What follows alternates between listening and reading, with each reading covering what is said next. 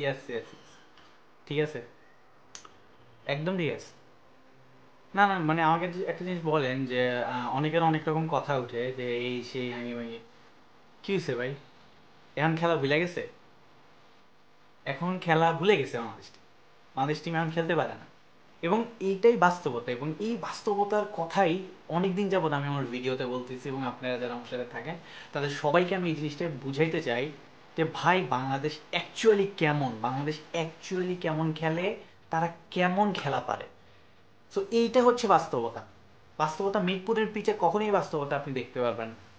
চট্টগ্রামে যে পিচটা হয়েছে এটা একদম, মানে একদম ট্রুলি বলা যায়, একদম মানে কোনো রকম সমস্যা নাই, this pitch is perfect for টি-20। এবং এই পিচের যে টি-20 খেলা হয়েছে, প্রপার টি-20 খেলা হয় এভাবে, এবং টি-20টা এভাবেই খেলে।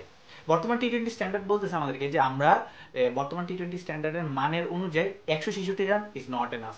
ওয়ার্ল্ডে এটা কোনো জায়গায় গ্রহণযোগ্যতা নাই ভাই, 166 রান। কিন্তু আমরা সেই 166 রানও আমাদের ব্যাটসম্যানরা করতে পারে না।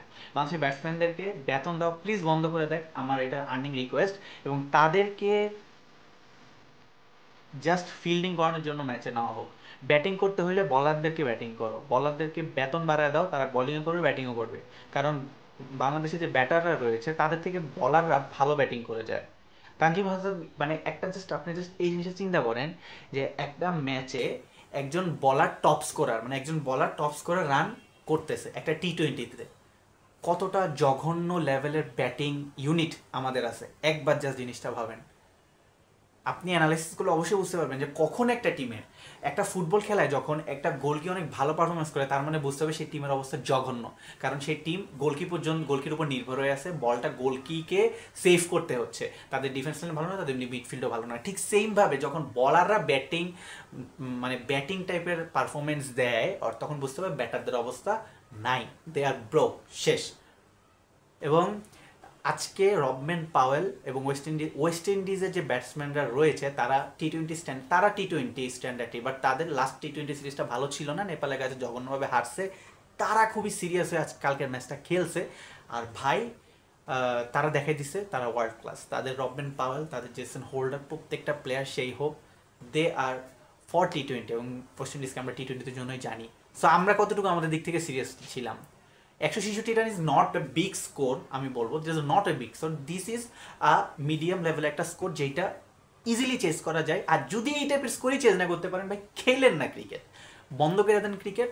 কোনো রকম কারণ নাই, মানুষের টাকা মারতেছেন, এবং টাকাগুলোকে অবশ্যই অবশ্যই আপনারা ওয়েস্ট করতেছেন। দেশের সম্পদ, বাংলাদেশের টাকাগুলোকে কীভাবে আপনারা হকালালি ছাড়া নিতেছেন না খেলে। সো এই জিনিসগুলো অবশ্যই মাথায় রাখা উচিত। আর ভাই লাস্টের যে উইকেটটা পড়ছে, মানে এমন বাংলাদেশের প্লেয়াররা যে উইকেট তো পড়তে পারতেছে না, 9 উইকেট পড়ে গেছে, 10 উইকেট কেন পড়তেছে না?